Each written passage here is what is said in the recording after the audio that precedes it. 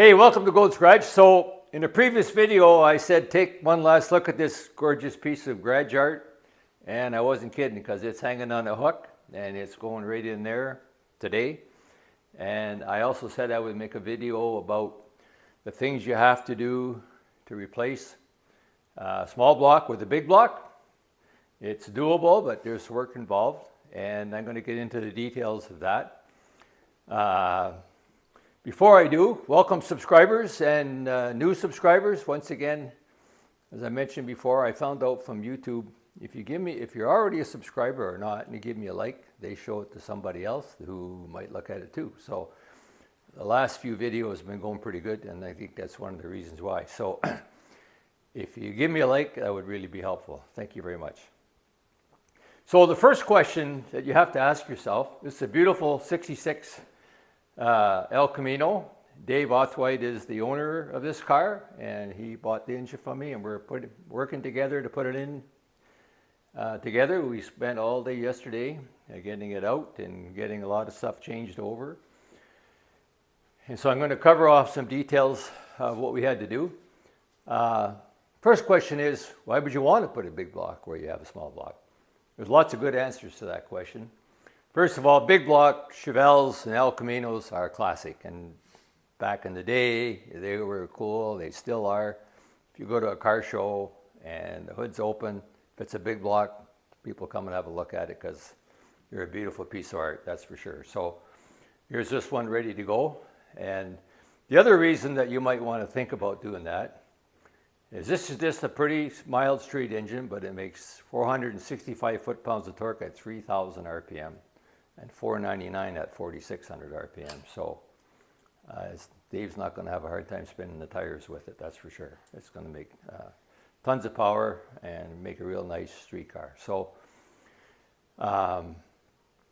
here are the things we had to do with it. So it was an air conditioning car. So one of the things we did, we bought, I can just roll it around so you can see it right there. We bought a nice serpentine belt system. It's partly together because the air conditioner sits right here. So I can't put that on until it's in the car, obviously. But we got it kind of mocked up. We'll actually take a lot of this off for the install and then put it back because I don't want it to get damaged.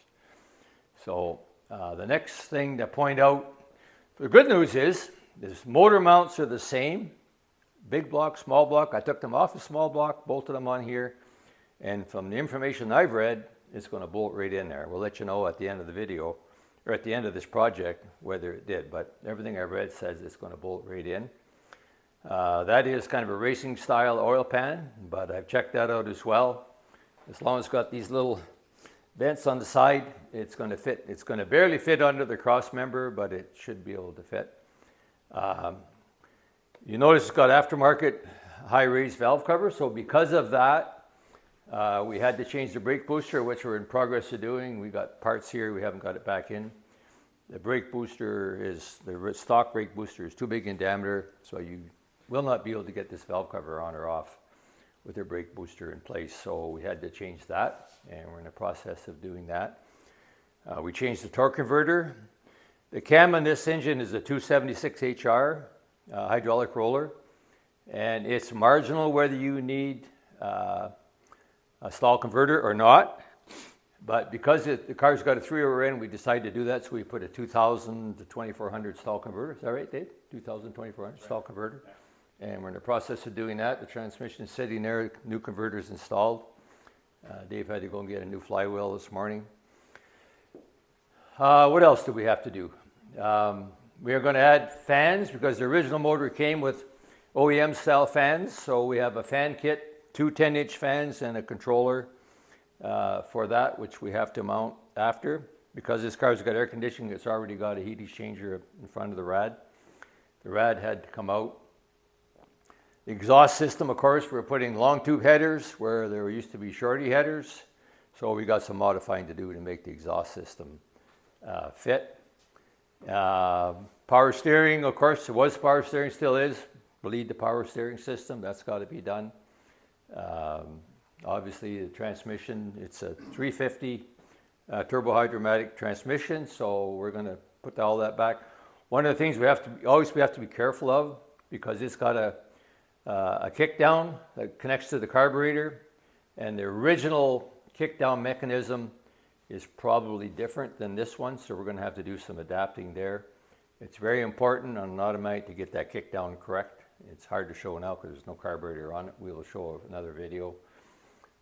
If you don't get that correct, you can actually damage your transmission if you're not careful. So we have to be careful of that. One of the other things, the standard gooseneck on a big block points 45 degrees to the top of the rad. Because the air conditioner is going there, we had to use this adjustable style, which is a nice piece anyways, of water neck device, so that we still have to find a custom made rad hose. We'll have to go to APC to get that sometime along the way, because the standard rad hose is not going to make it. So, okay, Dave, is there anything I forgot to mention that we did already? No, I don't think so. I think I got most of the stuff. We're changing and putting a new flywheel on it today. Just so people know, the small block, big block flywheel is the same, and the mini starter is the same also. So that's not the problem. This flywheel looked like it needed to be replaced. Let's leave it at that. So we're going to replace it with a brand new one. Flywheel, ring gear, whatever you call it, is going to be replaced. But they do fit. That's not the issue. We just wanted to replace it. So. The intake manifold, when I sold the engine to Dave, it had a high-rise single-plane manifold, and it will not fit under the hood, so we changed it and put this dual-plane manifold, which is lower, and we're pretty sure we've taken some measurements. It's going to fit under the hood. So that's true even with a small block with a high-rise. Some of them are high enough that they don't fit under the hood as well. So that's another change that we had to make.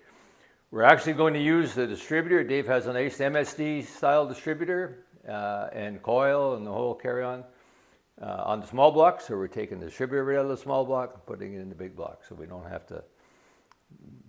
to change anything there. We're going to reuse all that stuff.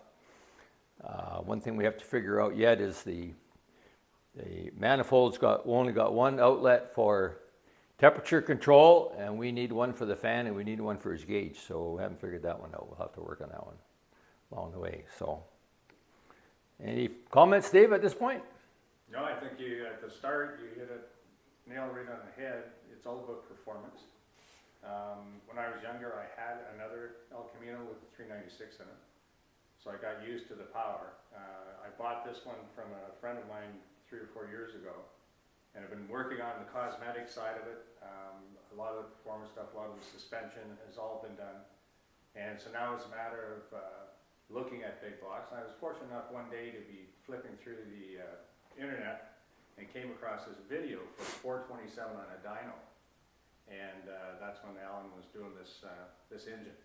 So that's how we ended up here today, is that I saw the video and I got in touch with him shortly afterwards. And that would be back in December, January time. December, yeah. And so basically since then it's been planning, making sure we had the parts that would mesh together well. There are obviously space limitations, however it will fit, and we've looked at other installs where it does fit. So it's a matter of us making this one fit for us and get it all reassembled, and I'll drive it home. I've got a 2.5-hour drive home in it, so it'll be fun. Dave, you triggered on the word planning, so I got to put a note in there. I made a video recently about project management for car projects, and I think it's probably the best video ever, most important or valuable video I've ever made if somebody's doing something like that.